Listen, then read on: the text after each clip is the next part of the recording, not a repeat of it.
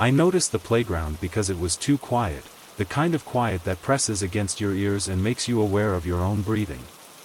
It was close to midnight, maybe a little after, and the rain had stopped an hour earlier, leaving the streets dark and glossy under the streetlights. I was walking home from a late shift, taking the longer route again because the shorter one felt too exposed at night.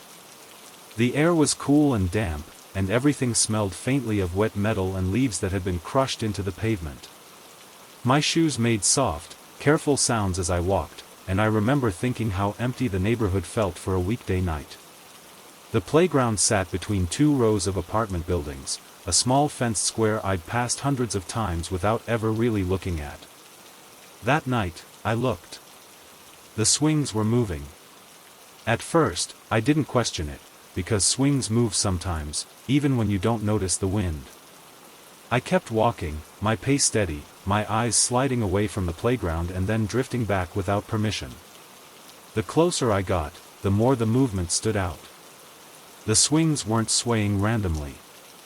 They were moving in long, even arcs, forward and back, like someone had pushed them gently and then stepped away. I slowed down without realizing it, my steps becoming quieter, as if the ground itself might react. I glanced up at the trees above the playground, their leaves hanging still, heavy with leftover rain. The air around me felt calm, unmoving. There was no wind. The fence around the playground was empty, the gate closed, the benches dark and slick. I stopped walking a few meters away and stood there, my hands buried deep in my jacket pockets. The swings creaked softly as they moved, the sound faint but rhythmic, and suddenly it was the loudest thing on the street. I told myself someone must have been there moments ago, that I'd just missed them leaving. The explanation felt reasonable, but it didn't settle the feeling in my chest. I waited for the swings to slow down. They didn't. They kept moving at the same careful pace, as if maintaining it required no effort at all. I checked the street behind me, then ahead, scanning for any sign of life. No footsteps. No voices. Just closed windows and parked cars reflecting yellow light. The longer I stood there, the more aware I became of how alone I was. I took a small step closer to the fence, my heart beating a little faster than it should have. The swings continued their motion, unchanged, their shadows stretching and shrinking across the rubber ground beneath them. I focused on one swing in particular, the one closest to me, its seat dark with moisture. As it reached the peak of its arc, it hesitated for just a fraction of a second. Then it swung back. That pause unsettled me more than the movement itself. It felt deliberate. I leaned forward slightly, squinting, trying to see if something invisible was causing it. The space around the swings was empty. No footprints disturbed the wet ground. No signs of recent activity. The fence rattled faintly as I rested my hand against it, the cold metal grounding and uncomfortable at the same time. I thought about turning around, about choosing a different route, but the idea of leaving without understanding felt wrong. So I stayed. The creaking sound repeated, steady and patient, and I realized the swings were almost perfectly in sync. They reached the top of their arcs together. They slowed together. They moved back together. The uniformity made my stomach tighten. I checked the air again, breathing slowly, watching for any movement in my coat or hair. Nothing stirred. I became aware then of another sensation, subtle at first, like being watched without direction.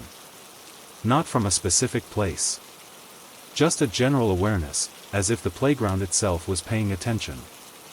I shook my head slightly, annoyed at myself for letting the late hour get to me. I told myself I was tired, that my mind was reaching for patterns that weren't there. Still, I couldn't look away.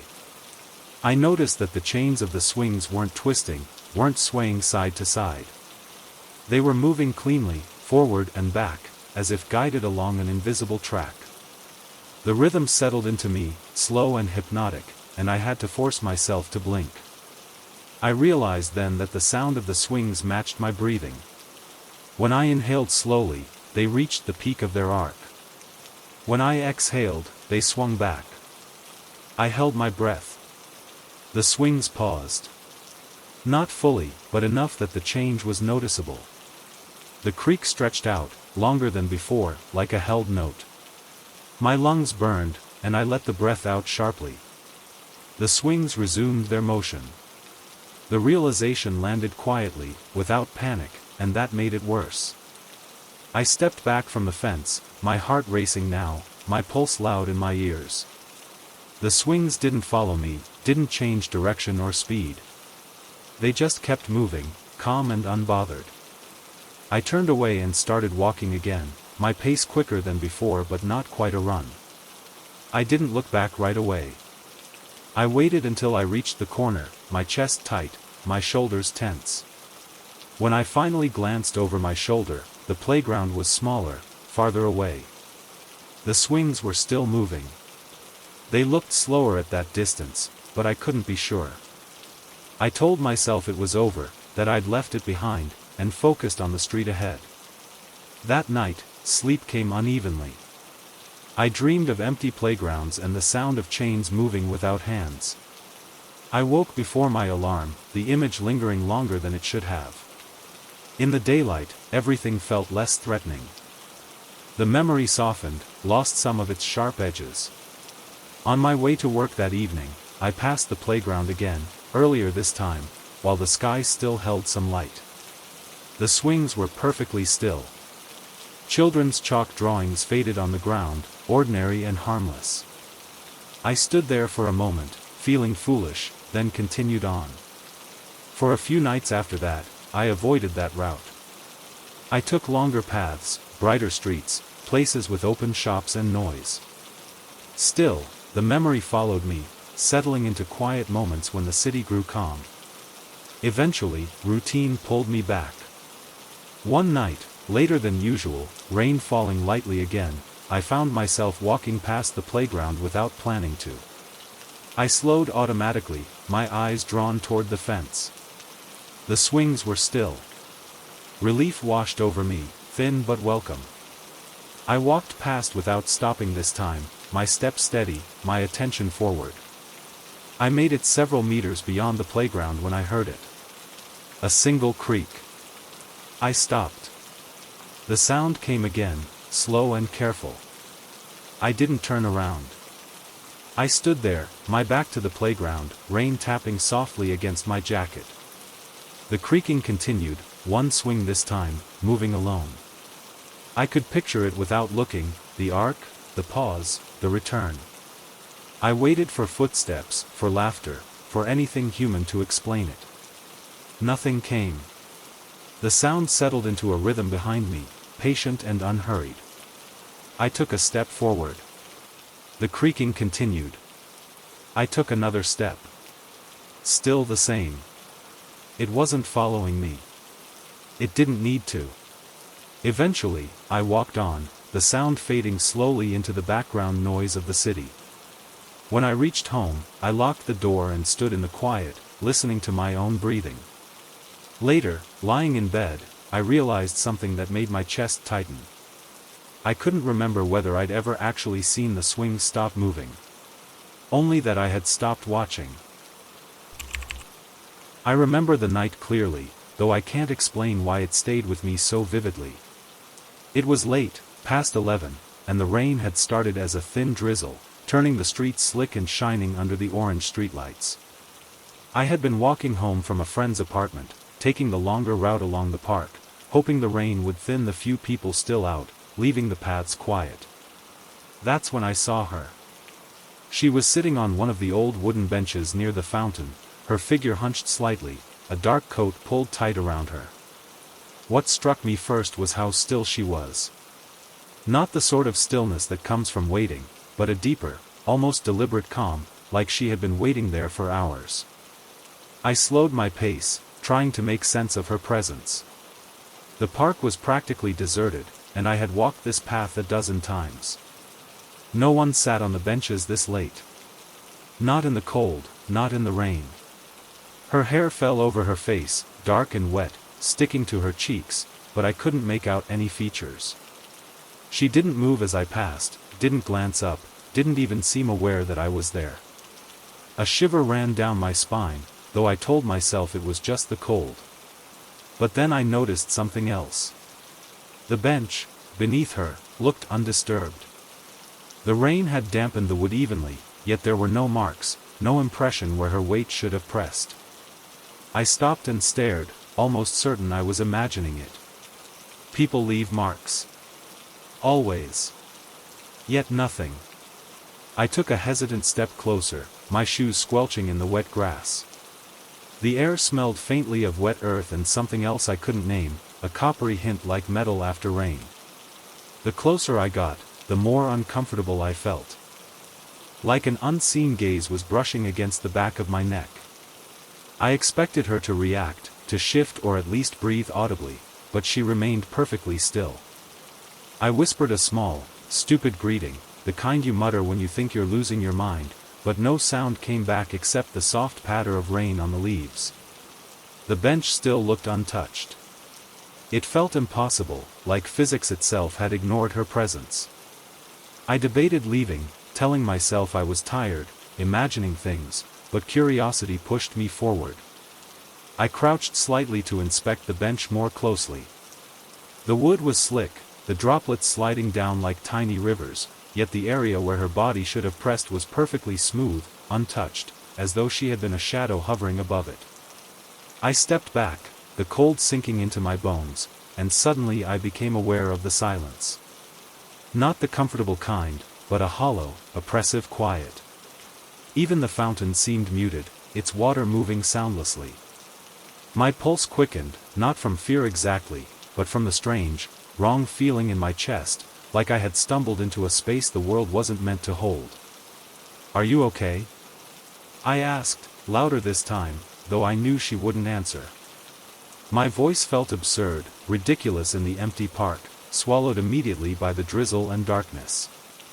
I circled the bench slowly, telling myself I needed to see if it was some trick of the light, some stranger curled up in a way that didn't leave marks. But no matter which angle I took, she remained unchanged. Still. Silent. The rain kept sliding down her coat, and yet the bench beneath her remained immaculate, untouched.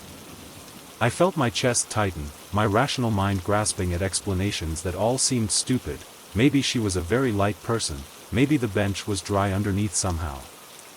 Maybe I was imagining the impression. But nothing felt right. I remember my footsteps growing louder than the rain, the uneven tapping against the wet pavement echoing through the empty park. I tried to convince myself to move past, to ignore it and keep walking home. But I couldn't shake the feeling that something about her presence was wrong in a way I couldn't name. I glanced around, expecting perhaps someone else, a passerby or a jogger, to break the spell of stillness, but the paths remained empty, the streetlights flickering softly in rhythm with my heartbeat. I kept looking at her, and with every second, the unease tightened like a rope around my mind. Minutes passed, or maybe seconds, but time felt distorted. I watched her occasionally, as if daring her to move. I whispered her name, something foolish like, "Miss," or "Hello," and the sound of my own voice startled me more than it should have. And then, just as suddenly as I had noticed her, I realized I couldn't even be sure of her exact shape anymore. Her form blurred at the edges, the rain glistening off her coat in a way that seemed almost like light itself refused to touch her fully. The bench remained perfectly smooth, a cruel impossibility in the world I knew. I rubbed my eyes, convinced I was hallucinating, yet the sensation of being watched, of the wrongness, stayed. I stepped back further, almost in a panic now, trying to convince myself to leave entirely. But as I did, I saw something even stranger. When I looked at the ground around the bench, the grass and soil were undisturbed. No footprints approaching or leaving, nothing to suggest anyone had been there at all. I felt my stomach knot, realizing that I had not only failed to make sense of what I was seeing, but that the world around me had begun to feel like it didn't obey the rules I depended on. The rain kept falling, and yet she remained, sitting silently, untouched, unnoticed by the rest of the park. I finally turned to leave, almost running now, the drizzle turning to a steady rain, soaking through my coat and chilling me to the bone. I kept glancing over my shoulder, expecting the silhouette to vanish, to blend into the darkness, but she remained exactly where she had been, perfectly still, the bench beneath her unmarked. My mind screamed for an explanation, rational, anything, but there was none. Every step away felt like a betrayal, like leaving a secret unresolved, yet my fear forced me forward. When I reached the edge of the park, near the small bridge over the creek, I looked back one last time. The streetlights reflected on the wet paths, and for a brief moment, I could swear I saw her turn her head ever so slightly, just enough for me to feel it in the pit of my stomach. Then she was gone. Or maybe she hadn't moved at all. I couldn't be certain. The bench, once so impossibly smooth, now seemed just an ordinary, rain-soaked bench. My mind wrestled with the memory, trying to reconcile what I had seen with what was possible. I got home, dripping wet, and tried to sleep, but the image haunted me. Not a nightmare, exactly, but a quiet, creeping unease, a question that refused to settle. I kept thinking about the bench, the way the rain slid off her coat, the way the world had seemed to pause around her. The next morning, I returned to the park in daylight. The bench was ordinary, waterlogged, and covered in the footprints of early joggers and stray cats. There was no sign of her. No trace at all. I asked around, even approached a few people who worked nearby, but no one remembered anyone sitting there the night before. Now, I walk past that park sometimes, even when it's sunny or dry, and I always check the benches. I've never seen her again. And I wonder, not with fear exactly, but with a strange, persistent unease, if I had really seen her at all, or if she was something else, something impossible, sitting there in the rain, leaving no mark on the world. Sometimes, late at night, I can still feel the pull of that empty bench, and I know I never really left her behind. It was close to midnight when I first noticed the traffic signal. I had been driving home on the quiet stretch of suburban road, the kind of street where the trees crowd in over the pavement and streetlights flicker like tired eyes. Rain had started earlier, a slow drizzle that made everything glisten, and my windshield wipers moved in a hypnotic rhythm. I remember slowing down when I saw the red light up ahead, thinking nothing of it. It was late, and I was tired. But then I realized the light wasn't red. Or green. Or yellow. It was just, blinking. A soft, steady pulse, like the heartbeat of something waiting. I slowed to a stop, staring at it through the rain-streaked glass. The light blinked in a rhythmic pattern, neither warning me nor letting me go. I glanced at the clock on my dashboard. Midnight exactly. I shook my head, thinking maybe the timing of the signal was broken, the kind of cheap, flickering electronics you sometimes find in small towns. But the longer I looked, the less it felt mechanical. It was deliberate, steady in a way that drew my attention without explanation. I glanced around. The street was empty, wet asphalt reflecting the soft glow, no other cars, no pedestrians. Just me. I tapped the horn lightly, half expecting it to disrupt whatever was happening, but the signal didn't react. It didn't change. The rain pattered harder, and the air felt heavy, clinging to my skin, as if the night itself was aware I had stopped. I tried to tell myself it was just a malfunction, that I could wait, or turn around, or drive through cautiously. I shifted in my seat, feeling the chill creep in through the wet leather, and noticed that my headlights didn't reflect the light properly. The blink seemed almost suspended in the air, like it existed without touching the world around it. Minutes passed, though it felt much longer. I checked my rearview mirror. Nothing. No other cars, no lights, no movement at all. The world had narrowed down to my little sedan and the blinking signal. I felt a knot of tension in my chest, the kind that starts as nervousness and tightens into something else entirely. I wondered if I should call someone, the police, maybe a friend. My phone was sitting in the passenger seat, screen dim, waiting. But I couldn't move. Not yet. I couldn't tear my eyes away from the light. Something about it held me, without reason, like I had stumbled into a rhythm I wasn't meant to see. I tried to take a deep breath, telling myself to drive slowly, to just pass the intersection and it would be fine.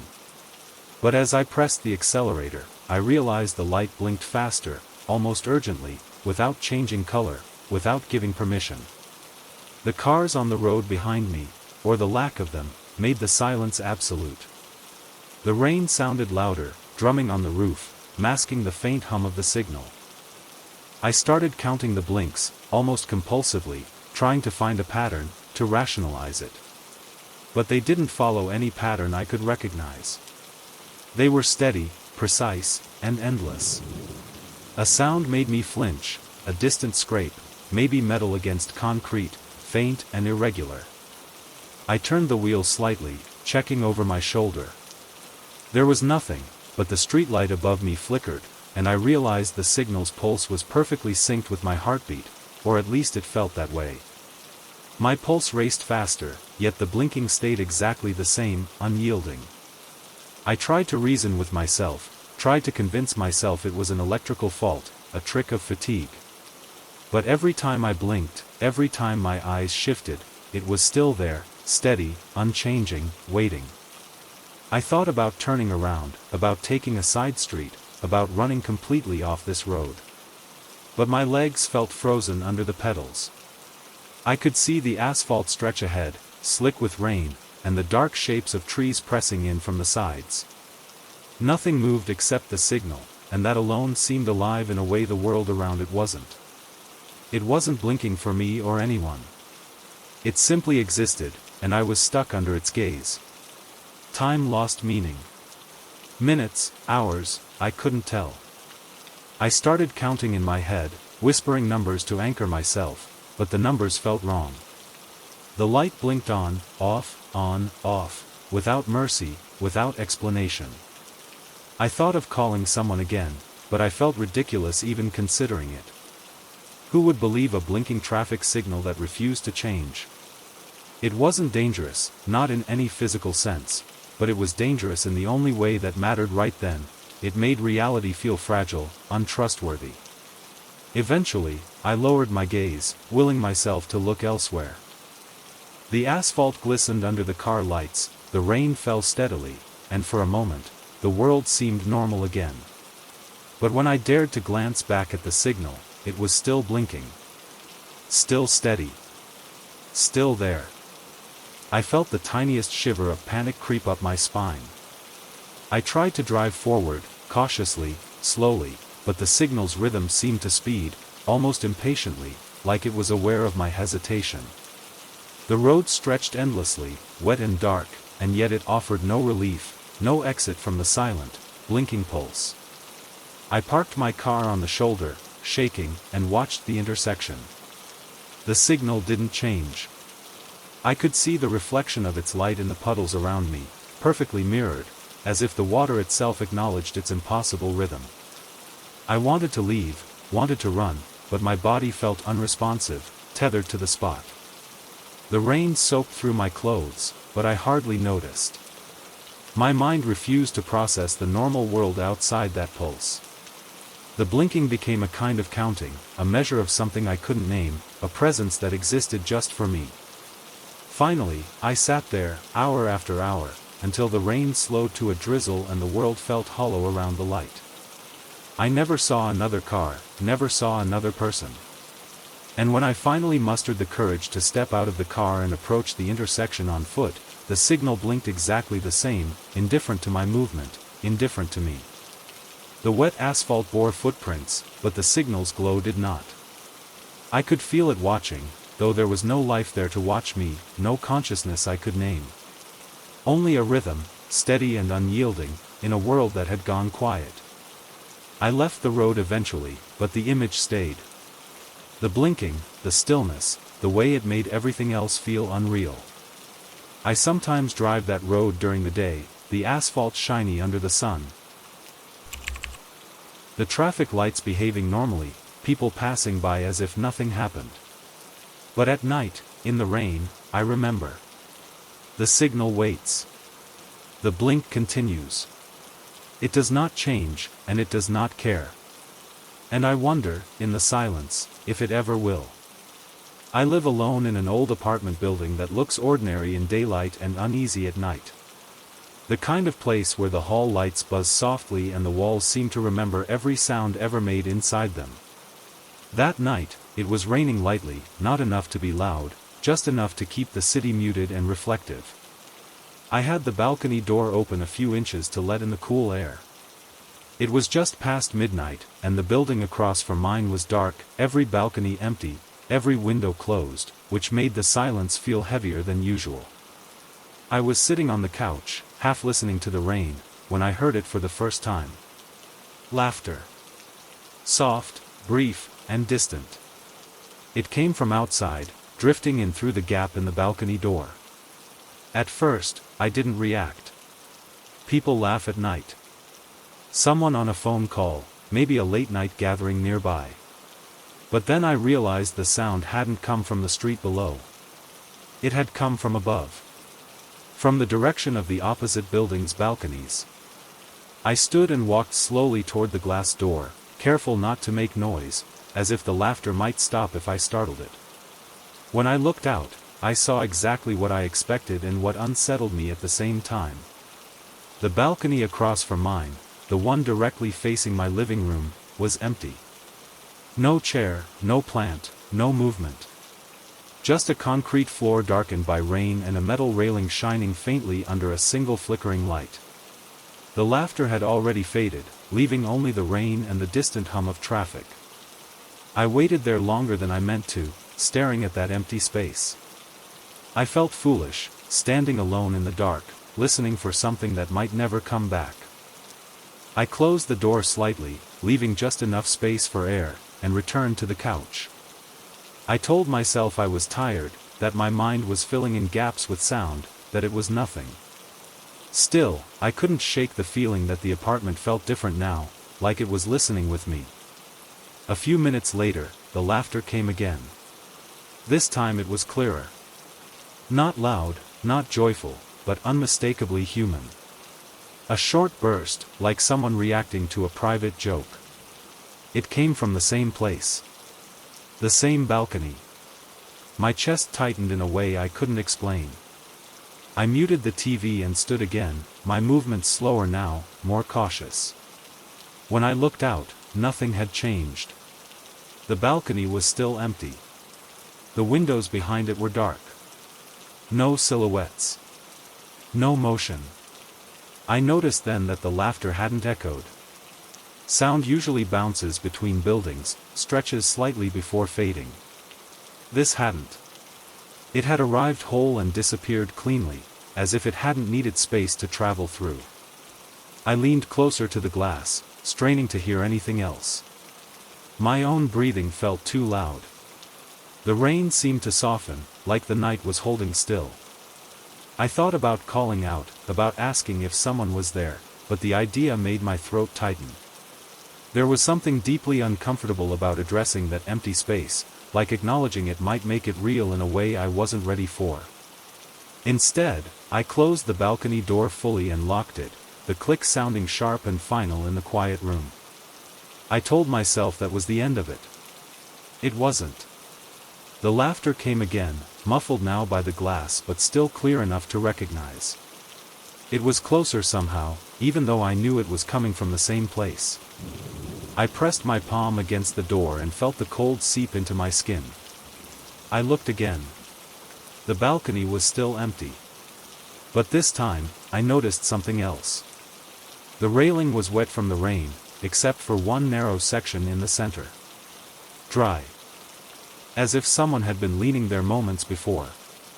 I stepped back, my heart beating faster than I wanted it to. I scanned the other balconies, the windows, the roofline above. Nothing moved. No doors opened. No lights turned on. The building remained asleep, indifferent to whatever sound kept reaching me. The laughter didn't return right away.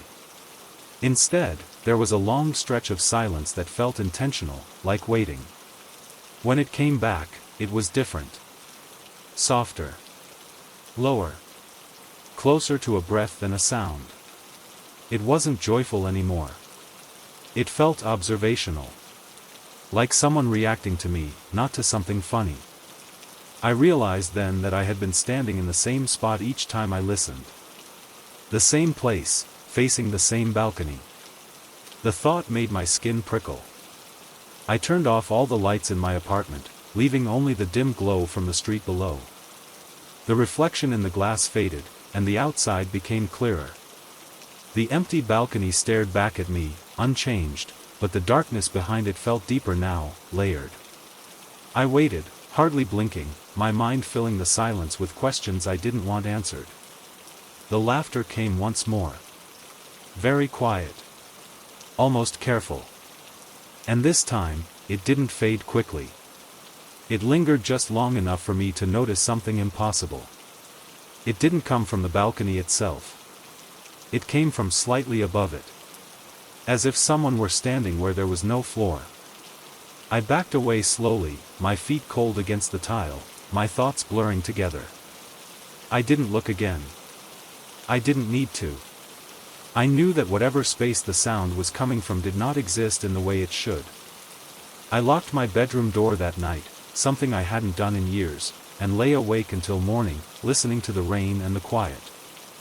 The next day, in full daylight, I checked the balcony across from mine. Nothing was different. No marks. No signs of anyone ever being there. I asked the building manager casually if anyone lived in that unit. He told me it had been empty for months. No tenants. No visitors. At night, I still leave the balcony door closed. But sometimes, when the rain is light and the building is quiet, I hear something that sounds like laughter trying very hard not to be heard. And I never look anymore, because I'm not sure it's still coming from outside. I first noticed her on a quiet road just after midnight, the kind of road that feels longer at night than it does during the day. I was walking home from a late shift, my jacket pulled tight against the cold, my breath fogging faintly in the air. The streetlights were spaced far apart, each one creating its own small island of yellow light surrounded by darkness. The night was still, no wind, no cars, only the distant hum of the city far away, and my footsteps echoing a little too clearly behind me. She was standing on the opposite side of the road, right at the edge of one of those light pools. I didn't notice her face at first, only her posture. She stood upright, hands at her sides, as if she were waiting for something. People wait to cross roads all the time, even empty ones, so I didn't think much of it. Still, something about the way she stood made me slow down. She wasn't shifting her weight. She wasn't checking her phone. She was just there, perfectly still, staring straight ahead. As I got closer, I could see more detail. She wore a long coat, dark and plain, and flat shoes that looked slightly worn. Her hair was pulled back, though a few strands had come loose around her face. She looked normal. Ordinary. That should have reassured me, but it didn't. The silence around her felt too complete. Like the street was holding its breath. I told myself I was just tired, that my mind was making drama out of nothing, and I kept walking. When I was almost level with her, she stepped off the curb and began to cross the road. Her movements were smooth and unhurried, as if she knew there was no danger. No cars were coming, not from either direction, that I stopped without meaning to, watching her cross in front of me. It was then, under the brightest part of the streetlight, that I noticed her shadow. Her shadow did not follow her. Instead of stretching out behind her in the direction of the light, it pulled away to the side, angling back toward where she had been standing. For a moment, I thought the streetlight was playing tricks on my eyes, that maybe another light source was interfering. I looked around quickly. There were no other lights close enough. Just that single lamp above us, buzzing faintly. Her shadow moved slowly across the pavement, but not with her. It went the other way, sliding backward, growing longer as she stepped forward. I stopped breathing. She didn't react. She didn't look down. She didn't seem to notice anything was wrong. She reached the other side of the road and stepped onto the sidewalk, never breaking her pace. Her shadow, however, lingered in the street, stretched thin and dark, like it was reluctant to follow. Then, slowly, unnaturally, it began to pull itself after her, shrinking and snapping back into place just as she passed under the next streetlight. I stood frozen, my heart hammering so loudly I was sure it could be heard. Every instinct told me to turn around, to leave immediately, but my legs wouldn't move. I stared at her back as she walked away, half expecting her to turn and look at me. She didn't. She just kept going, disappearing into the darker stretch of road beyond the light. For a long time, I stayed where I was, trying to convince myself I had imagined it. Shadows can do strange things at night. Angles, uneven pavement, tired eyes. All reasonable explanations. But none of them felt strong enough. The image of that shadow moving in the wrong direction stayed sharp in my mind, refusing to blur or fade like a trick usually would. Eventually, I forced myself to keep walking. The rest of the way home felt longer than usual. Every shadow I passed made my skin crawl. I kept glancing down at my own, checking that it stayed where it belonged, stretching obediently behind me. It did. Still, the sense of unease followed me all the way to my door, settling into the quiet of my apartment with me. That night, I dreamed of crossing streets that never ended, of lights that buzzed overhead without warmth. In the dream, my shadow lagged behind, growing heavier with every step, until it refused to move at all. I woke just before dawn, my sheets damp with sweat, the dream clinging to me longer than it should have. I tried to forget about it. Days passed. Then weeks. Life filled in the spaces, as it always does. But sometimes, when I walk home late and the streets are empty, I think about her. I think about how calmly she crossed, how unaware she seemed. I find myself watching shadows more closely than I ever did before. Last night, as I waited to cross a road under a flickering streetlight, I glanced down out of habit. For just a moment, my shadow hesitated. It stretched sideways, not forward, not back, but away from me, as if it were considering a different path. I didn't wait to see what it would do next. I crossed quickly, my pulse racing, afraid that if I slowed down, it might choose not to follow at all. It was late, well past 11, and the streets were mostly empty, washed in the soft glow of streetlights reflecting off wet asphalt. I had been wandering aimlessly, trying to clear my head after a long day. The drizzle had started an hour ago, soft at first, then persistent enough to make the sidewalks shine. That's when I noticed the shop window. A small, unremarkable corner store, its lights dimmed to near dark, just enough to outline shelves inside. But something made me stop. Not the shop itself, nothing about it looked unusual, but the reflection it cast back toward the street. At first, I thought it was just my eyes playing tricks. The wet pavement mirrored the streetlights unevenly, the rain breaking up reflections into fragmented patterns. But as I stepped closer, I realized the street in the reflection didn't match the one I was standing on. The pavement curved differently. There were street lamps that didn't exist. Trees arched over the road in impossible ways, and a narrow alley cut between buildings that, when I turned my head, simply wasn't there. My pulse quickened, a low unease settling in my chest. I crouched slightly, squinting at the window, trying to convince myself it was a trick of perspective. Maybe the glass was warped, or the dim lighting was bending reality. But the reflection was too complete, too coherent. There were cars parked along the curving street, all of them empty, their windows dark, rain speckling their surfaces.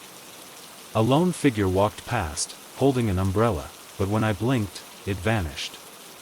I felt my breath catch. My reflection in the glass looked back at me, tense and pale, and behind it stretched that impossible street. I stepped back instinctively, my shoes slipping slightly on the slick pavement. The sound of the rain became louder, closer, filling the silence around me. I looked away from the reflection for a moment, and the street outside the shop was ordinary again. Just the drizzle, the few streetlights, the quiet that had followed me from the beginning. I turned back slowly, and the other street was there again, shimmering faintly in the glass. It was like the window was a doorway into something parallel, a place that existed without ever intersecting with mine. I wanted to touch the glass, to see if it would feel different, warmer or cooler, anything. My hand hovered over the surface, shaking slightly, and for a heartbeat. I thought I saw movement from the other side. Shadows shifting between buildings.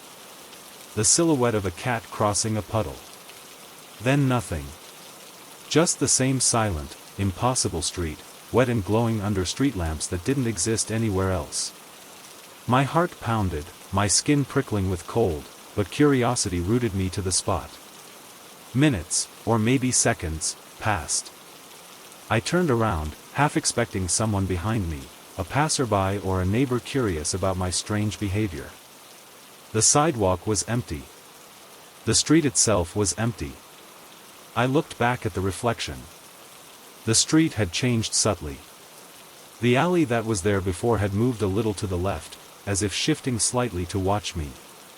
A single figure appeared at the far end, a person walking slowly toward the shop, but again, when I blinked, they were gone.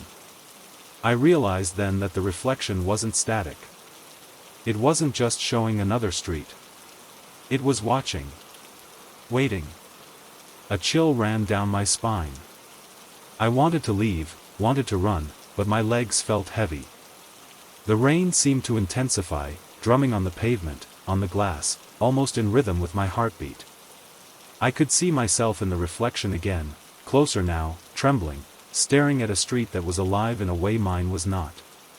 I whispered, "Who's there?" and my voice barely made a sound over the rain. The other street didn't answer.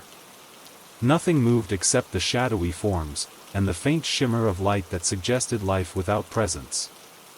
I tore my gaze away and walked down the sidewalk, trying to convince myself I had imagined it all. But when I glanced back over my shoulder, the reflection still shimmered, still there, still impossible. I thought of looking again, stepping closer, even reaching out, but my instinct screamed at me to keep walking, to not acknowledge whatever it was waiting to be seen. That I haven't returned to that corner store since. During the day, it's just a shop like any other, its glass reflecting only the street in front of it. But at night, in the quiet drizzle, I can't help thinking about that impossible street, about the way it seemed to breathe beneath the glass, waiting silently. I wonder if it's still there, if it waits for someone else to notice it. And I wonder, most of all, what happens to the people who step too close, who look too long. Sometimes, when I pass by on my usual route, I catch the corner of my eye and think I see a faint shimmer in the glass. I never stop. I never look again. But I know it's there. Watching. And it always has been. It was raining lightly that evening, the kind of drizzle that makes everything smell faintly of wet asphalt and fallen leaves. I was walking home from the train station, my coat pulled tight, hood up, earbuds in, letting the soft patter of rain mix with the music. The streets were mostly empty, except for the occasional car splashing through puddles. That's when I saw it, a flyer stuck to a lamppost, fluttering slightly in the wind. Nothing unusual, really. Just a small, glossy piece of paper advertising some local event. I was tired, but something made me pause and reach down to pick it up. The moment I touched it, I noticed the date. My fingers trembled slightly, though I chalked it up to the cold. Today's date, March 17th, but the year was printed as 2026.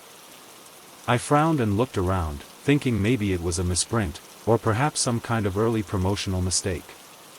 But my watch, my phone, and even the newspaper in the nearby cafe all agreed it was March 17, 2025. I stared at the flyer again, the letters blurred slightly from the drizzle, and a strange tightness crept into my chest. I unfolded it carefully. The rest of the flyer looked normal. Times, locations, names, all the kind of details you'd expect. Yet the date hovered in my mind like a warning I couldn't read properly. I looked up at the lamppost, at the quiet street, at the empty sidewalk, and for a moment, I felt a weird vertigo, as if the world had shifted slightly while I wasn't looking. It was still raining. The streetlights were the same dull orange glow. Cars passed by occasionally, indifferent. Nothing had changed, except the flyer in my hand. I started walking again, holding it carefully so it wouldn't get soaked. My mind raced, trying to find an explanation. Perhaps it was a marketing ploy, some company announcing next year's event way early. That seemed the most rational. Yet the flyer didn't have any branding, no logo, no website. Just text, a title, a date, and a vague description of an event that felt familiar, though I couldn't place why. My steps slowed. I felt my pulse quicken, a low hum of unease vibrating in my chest. When I got home, I placed it on the kitchen counter, staring at it under the dim light. I wanted to throw it away, burn it, do something to erase it from my life, but I couldn't. Something made me touch it again, and as my fingers brushed the paper, I felt that same strange vertigo, the odd sensation of time folding back on itself. I shook my head, trying to clear the feeling, but it lingered, subtle and insistent. Later that night, I checked the flyer again. The date hadn't changed. March 17, 2026. I tried to tell myself it was impossible, that it was just a misprint. But every time I looked at it, the letters seemed sharper, almost glaring at me. The air in the kitchen felt heavier, the shadows stretching in ways I hadn't noticed before. I even turned on all the lights, but the feeling didn't go away. It was as if the flyer had brought a piece of tomorrow into today, and now it was sitting there, waiting. I couldn't sleep. Every time I closed my eyes, I saw that date hovering in the dark, glowing faintly, impossible, undeniable. I imagined the event happening, people moving through a day that hadn't come yet, the world running ahead without me.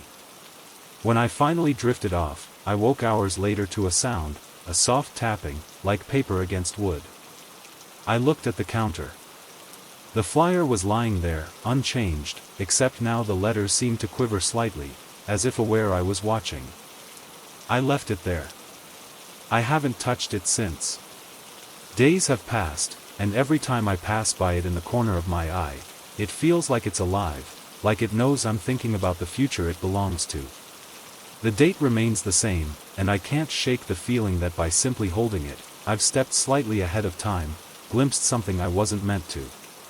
And some nights, when the rain is soft and the street outside is quiet, I swear I can hear faint footsteps, echoing from a day that hasn't come yet. March 17, 2026. I tried to tell myself it was impossible, that it was just a misprint. But every time I looked at it, the letters seemed sharper, almost glaring at me. The air in the kitchen felt heavier, the shadows stretching in ways I hadn't noticed before. I even turned on all the lights, but the feeling didn't go away. It was as if the flyer had brought a piece of tomorrow into today, and now it was sitting there, waiting. I couldn't sleep.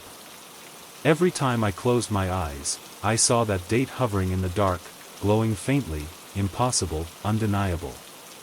I imagined. Nothing about her seemed unusual. She stood near the pole, hands folded in front of her, head slightly lowered, as if she were waiting for someone who was late. People wait under streetlights all the time, for buses. For rides. For courage. I told myself that's all it was. Still, I slowed my pace without realizing it, my footsteps growing quieter as I approached. Something about the way she stood made me uneasy. She wasn't shifting her weight. She wasn't checking a phone. She wasn't reacting to my presence at all. As I got closer, I noticed something that didn't sit right. The light above her was bright enough to bleach the color from the pavement, to cast sharp shadows of nearby signs and trash cans. But it didn't seem to touch her. The glow stopped just short of where she stood, as if the light had decided to give up early. Her coat remained dark, absorbing nothing. Her face was dim, details swallowed by a soft, unnatural shadow. It looked less like she was standing in darkness and more like the darkness was standing with her. I stopped walking. The street behind me was empty. The houses on either side were quiet, curtains drawn, windows dark. The only sound was the faint electrical hum of the streetlight and the distant rush of traffic several blocks away. I took a step forward, testing it, and watched closely. The edge of the light crept toward her shoes, and then stopped. It was a clean line, too clean. Like a boundary. My heart began to beat harder, not fast yet, just heavy, each beat pressing the thought deeper into my chest that something was wrong. I told myself it had to be an illusion. A trick of angle, maybe. A burned-out bulb. I shifted to the side, then to the other, watching carefully to see if the light would catch her from a different direction. It didn't. The shadows of nearby objects moved as expected, stretching and shrinking as I moved, but the darkness around her stayed fixed, hugging her shape perfectly. She remained untouched, like she existed in a separate layer of the night. She didn't look at me. I cleared my throat, the sound too loud in the quiet street. "Are you okay?" I asked, my voice calm but thin. The words seemed to fall flat, absorbed by the air before they reached her. She didn't respond. She didn't even react. I couldn't tell if she was breathing. The longer I stood there, the more aware I became of my own body, my hands cold, my shoulders tense, my breath shallow. I felt exposed, like the light was still working just fine on me. I glanced up at the streetlight, half expecting it to flicker or die completely. It didn't. It shone steadily, confidently, as if unaware it was failing at the most basic task a light has. I looked back at her and noticed something else then. There was no shadow behind her. The light cast shadows of everything else, the pole, the curb, the uneven cracks in the sidewalk, but behind her, there was nothing. Just more darkness, flat and depthless. A quiet thought formed in my mind, unwanted and persistent. She wasn't standing under the streetlight. She was standing where the streetlight couldn't go. I took a step back. My foot scraped softly against the pavement, and for the first time, she moved. Not much. Just a slight tilt of her head, as if she had finally acknowledged me. My stomach tightened. Her face was still hidden, but I had the distinct impression that she was looking directly at me now. Not at my body. At something deeper. Something I couldn't step away from. I wanted to leave. The urge was sudden and overwhelming, like the moment before a fall when your body knows before your mind does. But I hesitated, and that hesitation felt important, like a mistake I couldn't undo. The streetlight buzzed a little louder, or maybe I was just listening harder. The darkness around her seemed thicker now, less passive. Not spreading. Just waiting. "Someone's coming for you?" I asked, not because it made sense, but because silence felt worse. My voice shook this time. She didn't answer. Slowly, deliberately, she shifted one foot forward. The movement was small, restrained, but it was enough to make my pulse spike. The edge of the light didn't move. It didn't chase her. It didn't resist. It simply remained where it was, leaving her untouched. I realized then that if she took one more step, she would be closer to me than the light was to her. I backed away, my steps careful, measured. I didn't turn around. I couldn't. I kept my eyes on her as I retreated, watching for any sign she might follow. She didn't move again. She simply stood there, half hidden, half absent, her shape fixed inside that pocket of darkness beneath the shining streetlight. The contrast made my head ache. The world felt misaligned, like a picture frame knocked just slightly crooked. When I was far enough away that the distance felt safer, I turned and walked quickly, then faster, then almost running. I didn't stop until I reached the next block, where another streetlight cast its glow normally, generously, without hesitation. I stood there for a long time, bent forward, hands on my knees, trying to slow my breathing. I told myself not to look back. I looked back anyway. From where I stood, I could still see the light down the street. I could still see the spot beneath it. But she was gone. The sidewalk was empty, fully illuminated, nothing unusual about it at all. The light reached the ground without resistance, as if it always had. I waited, expecting something to feel resolved. It didn't. I went home after that and locked the door, something I don't usually do so carefully. I slept poorly, waking often, the image of that boundary between light and dark repeating behind my eyes. The next night, and the night after, I avoided that street entirely. I took longer routes, brighter routes. I told myself it was just caution. But sometimes, when I'm out late and I pass beneath a streetlight, I pay close attention to where the light falls. And every so often, I notice a place where it doesn't quite reach. A patch of sidewalk that stays dim no matter how bright the bulb above it is. And I never stop walking then, because I'm afraid that if I do, I'll find her there again, waiting patiently where the light refuses to follow. The first thing I noticed was how quiet the road was. It was a little after midnight, and I was walking home from the last bus stop, the same route I'd taken dozens of times before.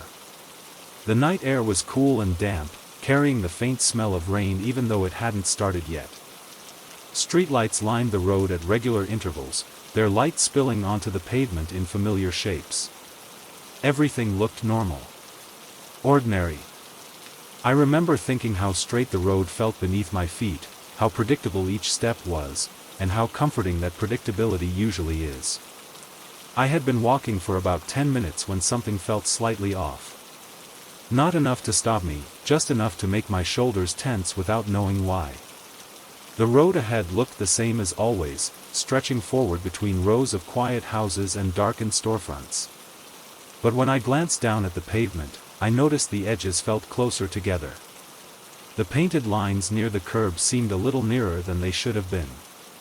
I slowed, frowning, and took another step. My feet landed straight, exactly where I intended, yet the space around them felt tighter. I stopped and looked ahead again. The road was straight. Perfectly straight.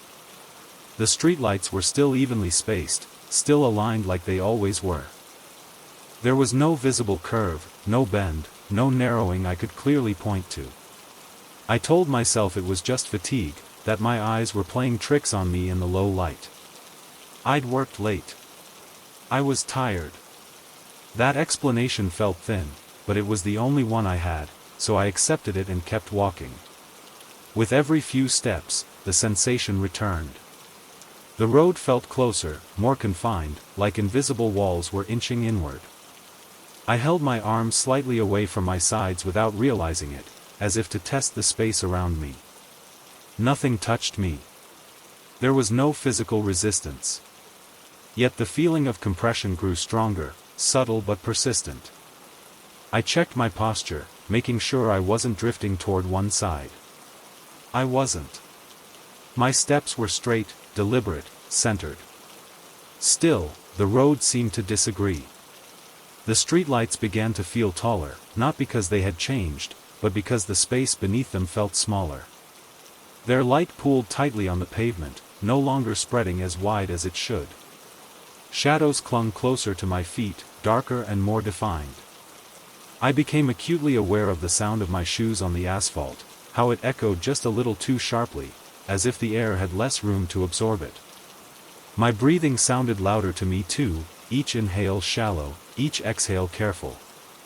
I stopped again and turned slowly in a circle. Behind me, the road looked normal. Wide. Open. Safe. Ahead of me, it still appeared straight, but something about the distance felt wrong, compressed, like perspective had been squeezed. I stood there longer than I meant to, waiting for the feeling to fade. It didn't. The silence pressed in, broken only by the faint electrical buzz of the nearest streetlight. No cars passed. No windows lit up. It felt like the road had been emptied just for me. I thought about turning back. The idea was comforting, but also strangely unsettling. The road behind me felt too distant now, like it belonged to a different moment. I told myself I was overthinking, that stopping was only making it worse. Movement would fix it. Movement always fixes things like this. So I stepped forward again, keeping my eyes on the line of streetlights ahead, using them like anchors to reality. The narrowing became more noticeable then. Not visually, but internally.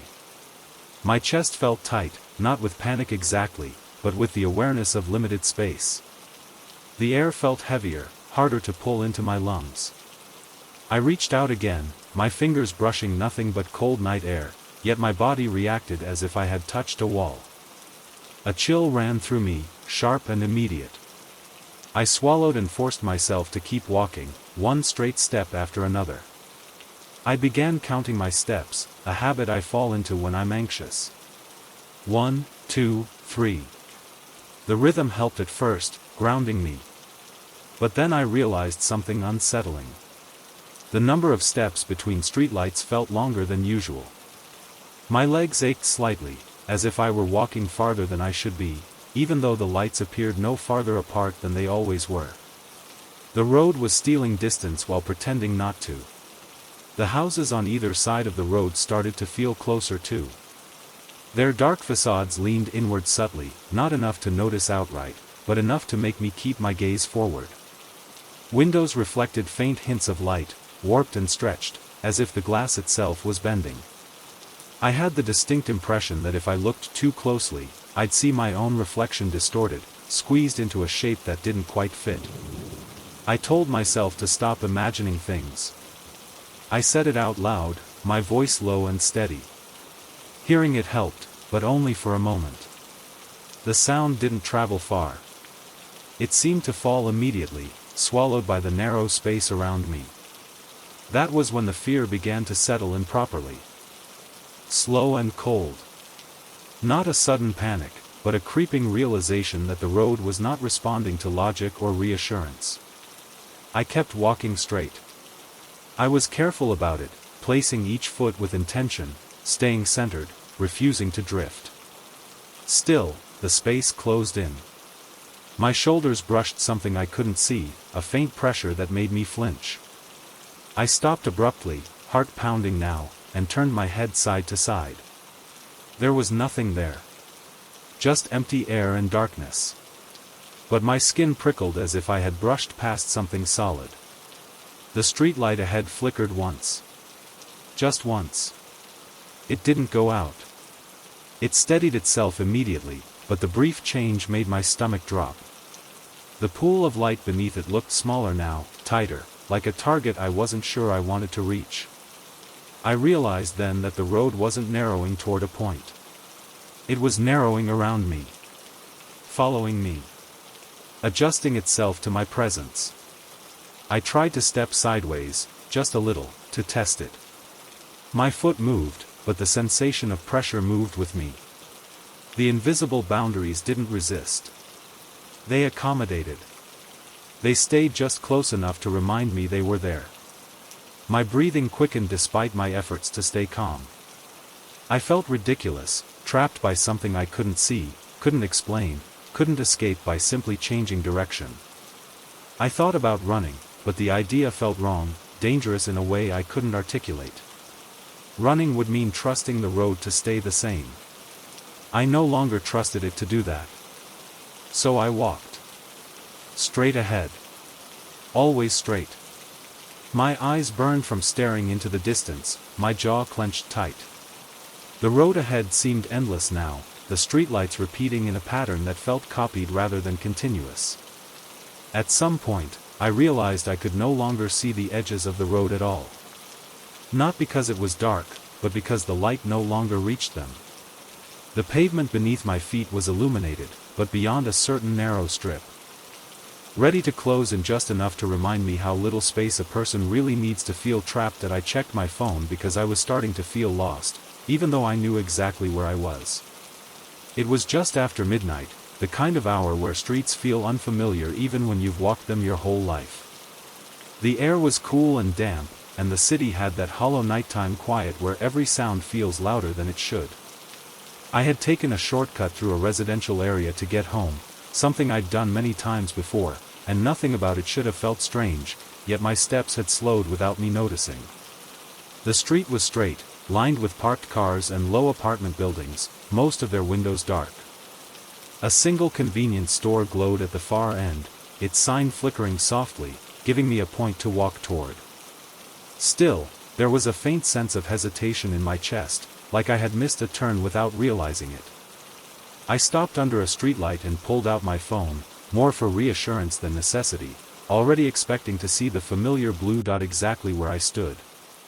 The map loaded slowly, the screen bright against the darkness. When it finally settled, my stomach tightened. The blue dot wasn't on the street I was standing on. It wasn't even close. According to the map, I was 2 blocks away, standing in the middle of a narrow side street that didn't look anything like my surroundings. I frowned and turned in a slow circle, checking street signs, building numbers, landmarks. Everything around me matched where I believed I was, but the map insisted otherwise. I told myself it was a GPS glitch. That happens. Tall buildings, weak signal, interference. I took a few steps forward, watching the dot closely, expecting it to correct itself. It didn't. The dot moved, but not with me. It slid along the wrong street, keeping pace with my steps as if it belonged somewhere else entirely.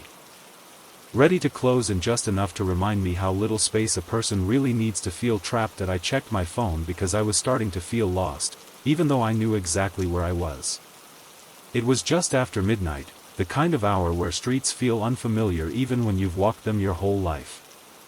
The air was cool and damp, and the city had that hollow nighttime quiet where every sound feels louder than it should. I had taken a shortcut through a residential area to get home, something I'd done many times before, and nothing about it should have felt strange, yet my steps had slowed without me noticing. The street was straight, lined with parked cars and low apartment buildings, most of their windows dark.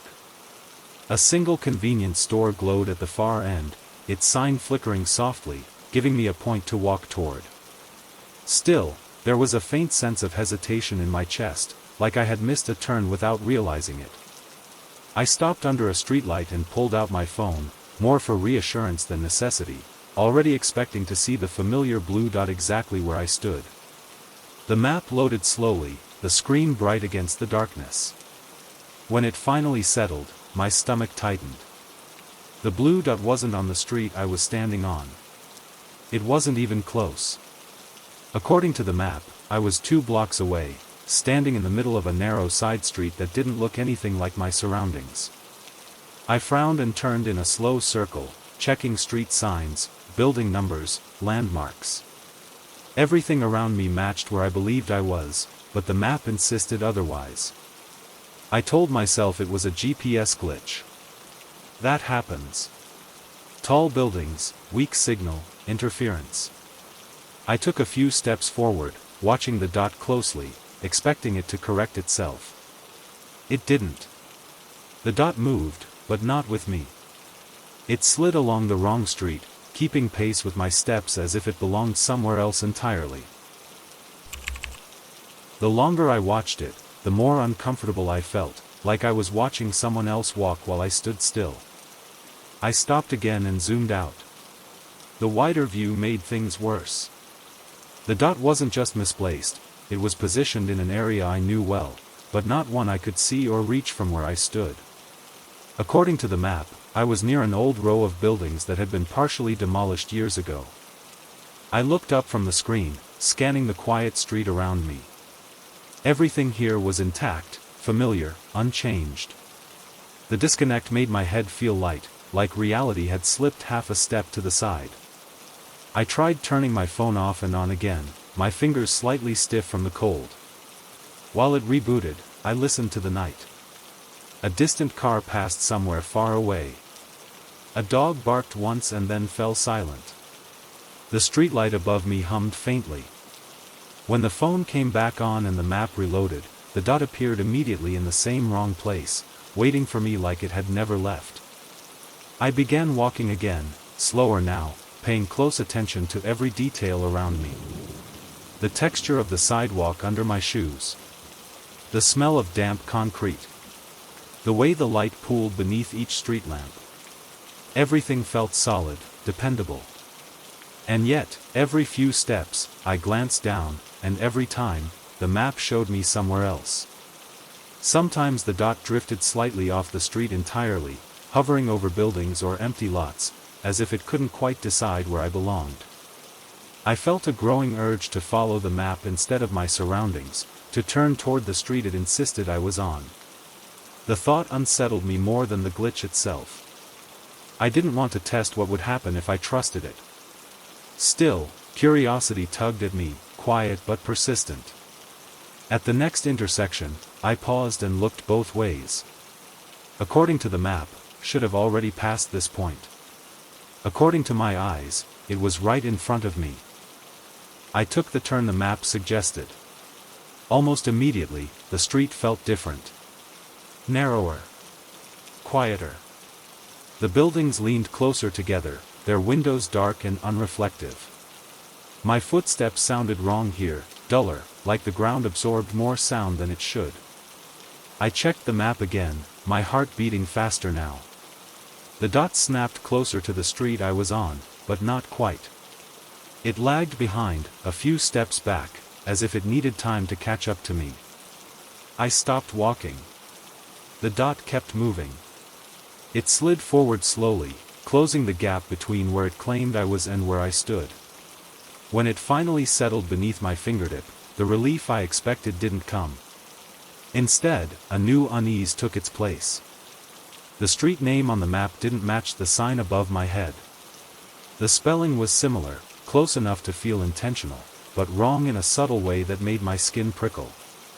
I looked around again. The buildings here were older than I remembered, their facades worn and uneven.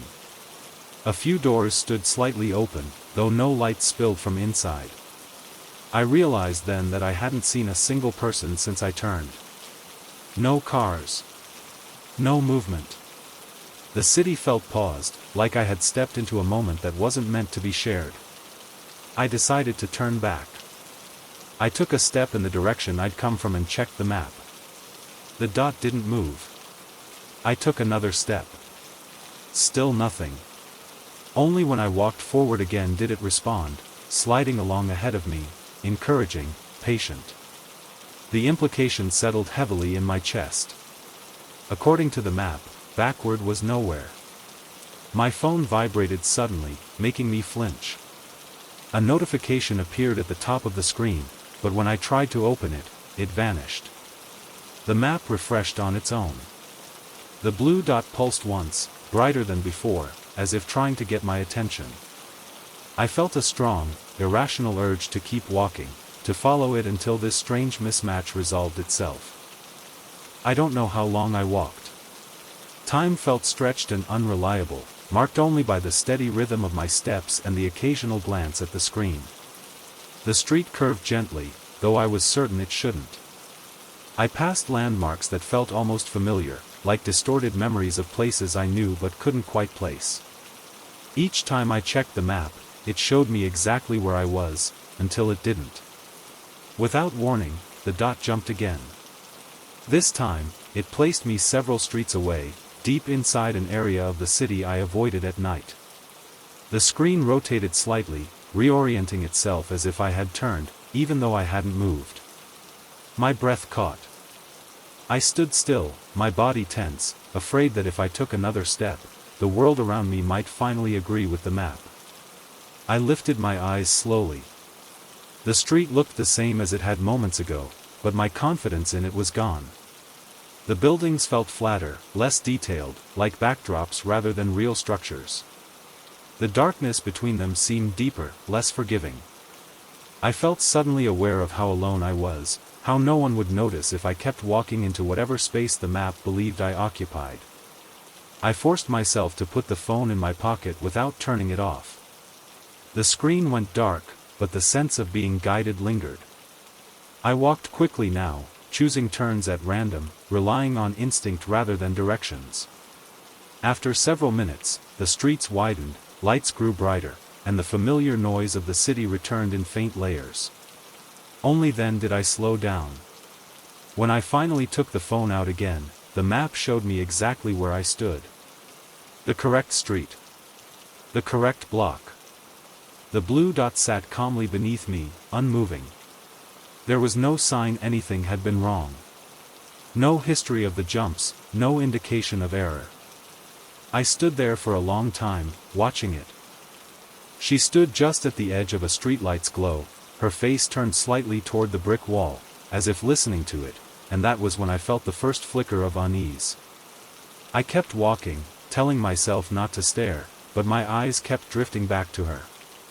She lifted her hand slowly, not hesitantly, but with intention, like she knew exactly where she was going to place it. Her fingers hovered an inch from the wall, and for reasons I couldn't explain, my chest tightened. I remember thinking how strange it was to feel nervous about such a small, harmless movement, and how quiet my own footsteps sounded suddenly. When her palm made contact with the wall, everything stopped. It wasn't dramatic. There was no flash of light, no sound, no visible change at all. And yet, in the space of a breath, the city fell completely silent. Not quieter. Not muted. Gone. The distant traffic vanished. The hum of machinery cut off cleanly, like someone had turned down a master volume knob. Even the faint ringing I usually carried in my ears disappeared, leaving a pressure-filled stillness that made my head feel hollow.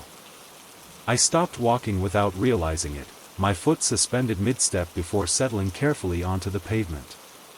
The silence was so complete it felt heavy, like something physical pressing in from all sides. I could hear my own breathing too clearly, each inhale sounding too loud, too close. I waited for the city to rush back in, for the pause to end, but it didn't, and the longer it lasted, the more wrong it felt. She kept her hand on the wall. I looked around, my movements slow and deliberate, afraid that any sudden motion might shatter something fragile. The streetlights were still on, their glow steady and unchanged. The buildings stood exactly as they had moments before. But there was no sound at all. No wind. No distant voices. No echo of movement. Even when a car should have passed on the nearby road, there was nothing. The city had become a still image, perfectly lit and completely empty of noise. "Hey," I said, or tried to say. The word came out strangely, flattened and dull, as if the air itself didn't know how to carry it. I heard my voice, but it didn't travel. It didn't bounce or fade. It simply existed for a moment and then vanished, swallowed by the silence. The sound of it left me more unsettled than if I hadn't spoken at all. She didn't turn around. I took a step toward her, my shoes making no sound against the sidewalk. That was when I noticed something else. My movement felt wrong. Not restricted, exactly, but unacknowledged. It was like the world wasn't responding to me properly anymore. I waved my hand in front of my face and heard nothing. I stomped my foot harder, expecting at least some vibration, but the silence remained absolute, indifferent. The pressure in my ears grew stronger, the kind you feel at high altitude or underwater, and I swallowed hard, trying to equalize it. Nothing helped. My heartbeat felt loud inside my chest, but I couldn't hear it. I could feel it, though, pounding steadily, reminding me that I was still there even if the city wasn't reacting anymore. She finally moved. Not away from the wall, but closer to it. She leaned in slightly, her fingers spreading against the brick, as if testing its texture. I noticed then how still she had been all along, how controlled every movement was. There was no panic in her body language, no surprise. She looked like someone performing a familiar task, something practiced. That realization sent a slow chill through me. "What did you do?" I asked, though my voice sounded thin and distant to my own ears. She tilted her head just a fraction, not enough to look at me, but enough to acknowledge that I was there. Her hand stayed pressed to the wall. The silence deepened somehow, if that was even possible, as if the city were holding itself in place around us, waiting. I became aware of how alone we were. Not just in the sense of being on an empty street, but in a deeper way, like the rest of the world had stepped out and left us behind. The buildings felt closer now, their dark windows watching without reflection. The street stretched out in both directions, perfectly lit and utterly lifeless, like a set built to resemble a city rather than the thing itself. I took another step toward her, then stopped when a sudden thought rooted me in place. I didn't know what would happen if I got too close. The wall felt important in a way I couldn't articulate, like it wasn't just a wall anymore but a boundary, or a switch. My skin prickled with the awareness that something fundamental had been altered, and that I didn't understand the rules of it.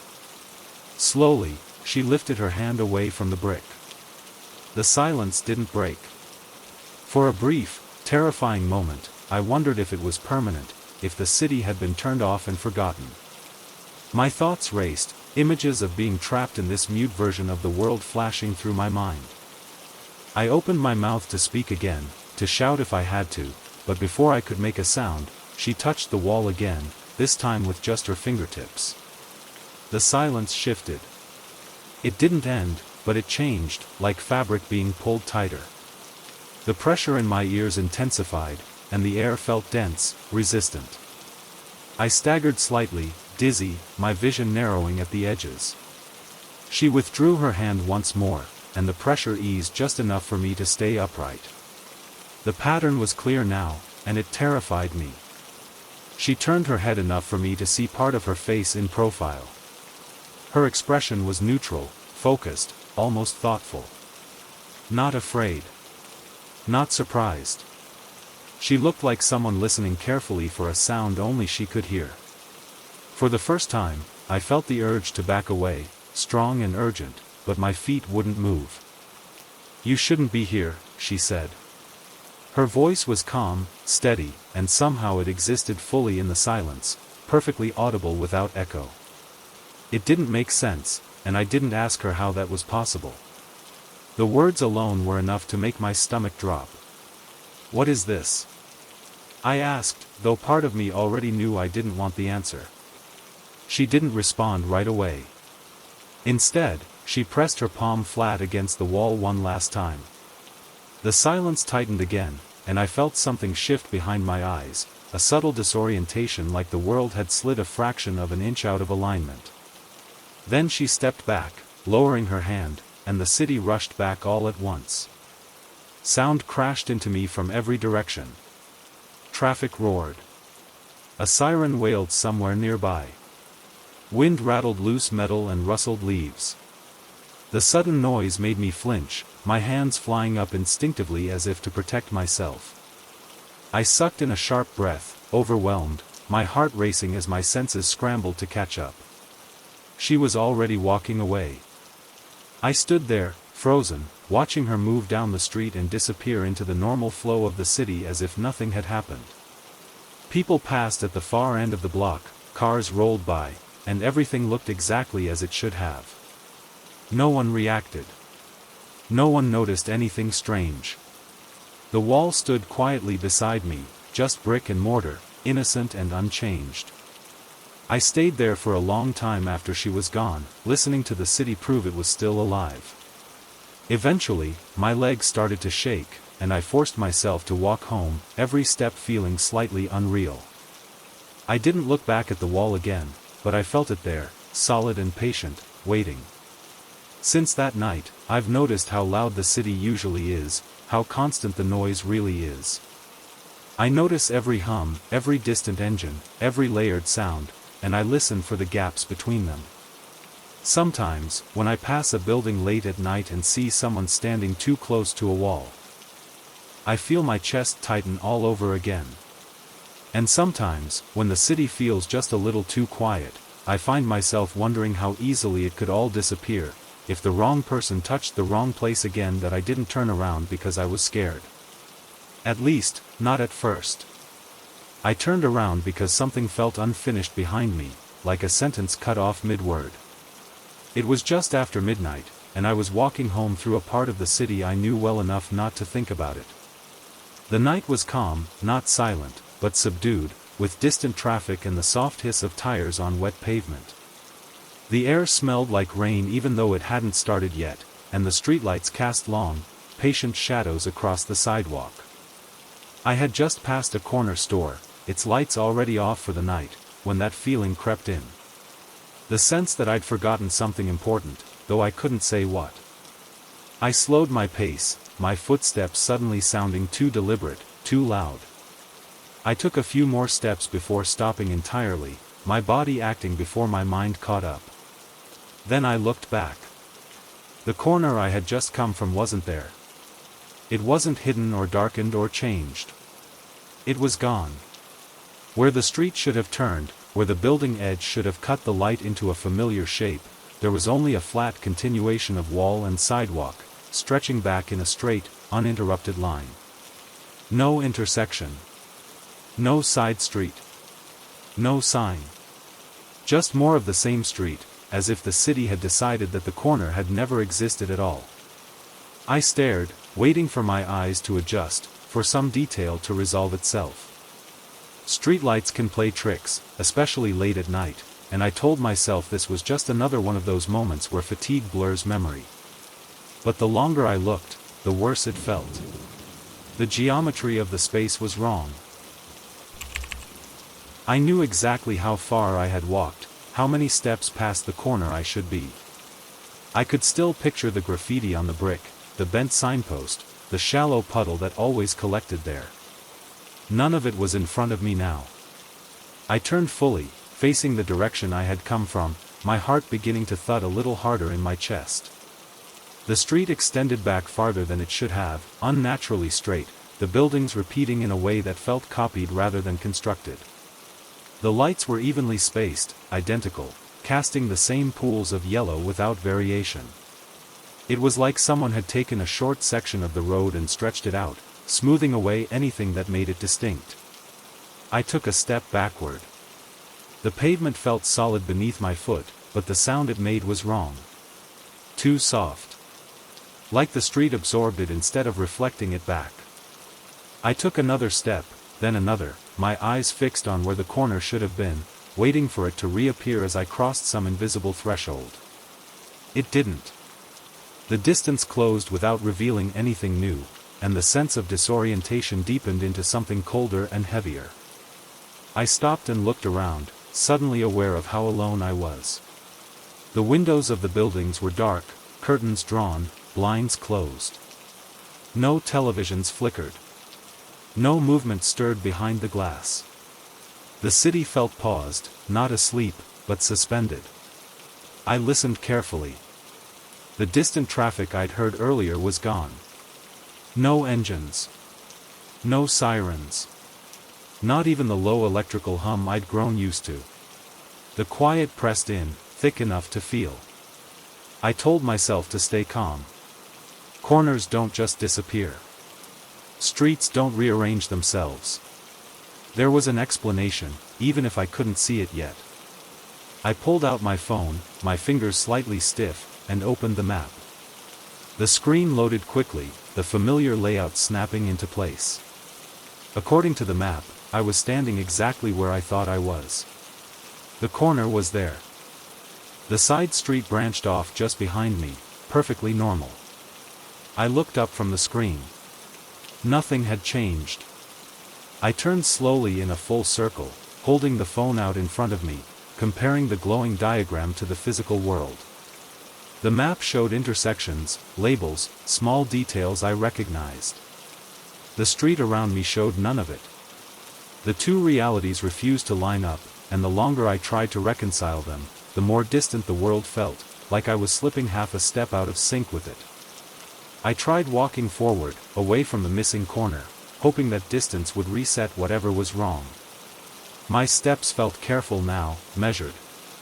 The street ahead looked normal enough, but every few seconds I felt the urge to glance back, as if the absence behind me might grow or change if I wasn't watching it. After a dozen steps, I stopped and turned again. The corner was still gone. Worse, the street behind me felt longer now. The repeating buildings seemed to stretch, their details blurring slightly at the edges, like a low-resolution image scaled too far. I had the uncomfortable thought that the longer I walked away, the harder it would be to return, even if the corner came back. As if whatever had removed it was slowly committing to the decision. I considered calling someone. The idea of hearing another human voice felt grounding, necessary. But when I lifted the phone to my ear, I hesitated. I couldn't explain what was wrong without sounding confused, panicked, unreliable. And a quiet part of me worried about something else entirely. That if I spoke out loud, if I named what was missing, I might make its absence permanent. I tried something else. I closed my eyes. I stood there in the middle of the sidewalk, breathing slowly, counting each breath, replaying the last few minutes in my mind. I pictured myself passing the corner store, stepping around the puddle, glancing at the graffiti without really seeing it. I imagined turning back and seeing it all exactly where it belonged.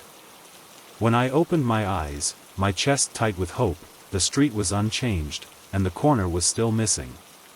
That was when I noticed how straight the street was. Not just visually, but conceptually. There were no imperfections now. No cracks in the sidewalk.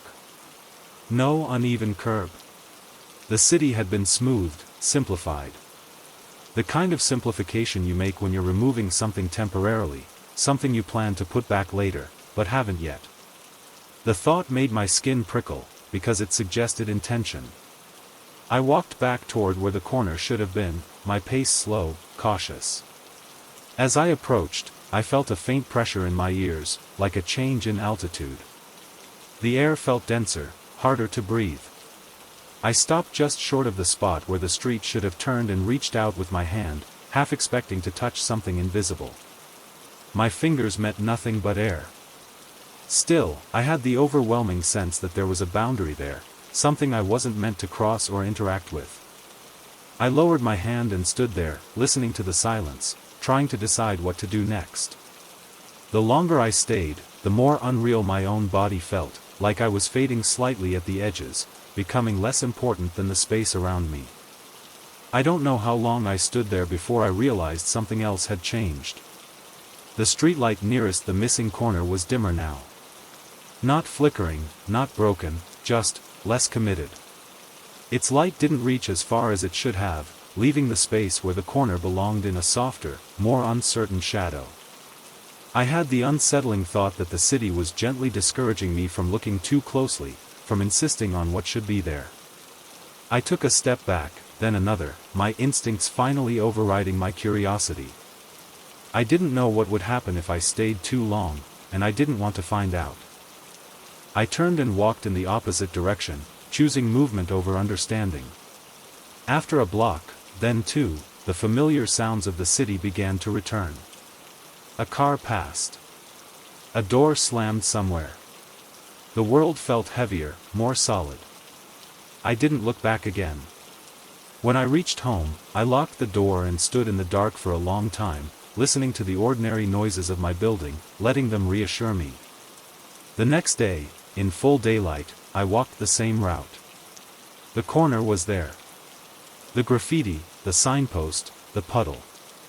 Everything exactly as it should have been. People passed without noticing anything wrong.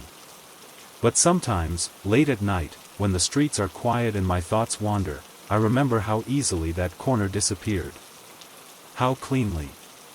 And I wonder if it really came back, or if the city just let me see it again because I stopped insisting on it. And I'm careful now about looking back, because I'm not sure what else might decide it doesn't need to be there anymore.